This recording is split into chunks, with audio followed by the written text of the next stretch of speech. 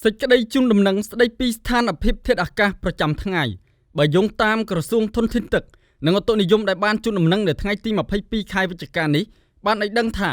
របបខ្យល់មូសុងឥសានបក់លើសមុទ្រចិនខាងត្បូងអាងទន្លេមេគង្គសមុទ្រកម្ពុជាសមុទ្រអាន់ដាម៉ាន់និងលើព្រះរាជាណាចក្រកម្ពុជាដែលស្ថានភាពបែបនេះនឹងធ្វើឲ្យចាប់ពីថ្ងៃទី22ដល់ទី24ខែវិច្ឆិកាឆ្នាំ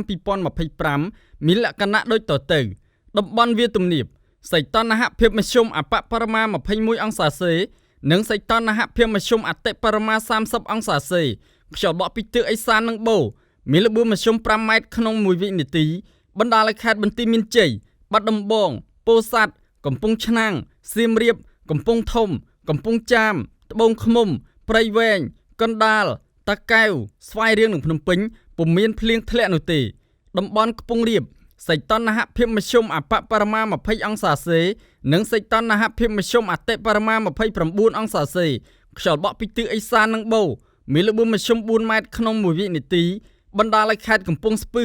ប៉ៃលិនឧត្តរមានជ័យព្រះវិហារក្រចេះស្ទឹងត្រែងរតនគិរីមណ្ឌលគិរីជួរភ្នំដងរែកនិងតំបន់ជួរភ្នំក្រវាញពុំមានភ្លៀងធ្លាក់នោះទេ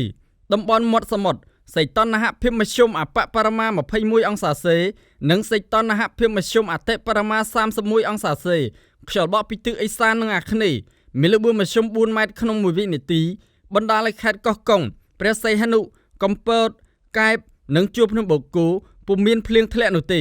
រលកសមុទ្រមានកម្ពស់មធ្យមអបបរមា0ម៉ែត្រ50សង់ទីម៉ែត្រនិងកម្ពស់មធ្យមអតិបរមា1ម៉ែត្រ50សង់ទីម៉ែត្រអាស្រ័យដូចបានជម្រាបជូនខាងលើសូមសាធារណជនទទួលជ្រាបជាព័ត៌មាន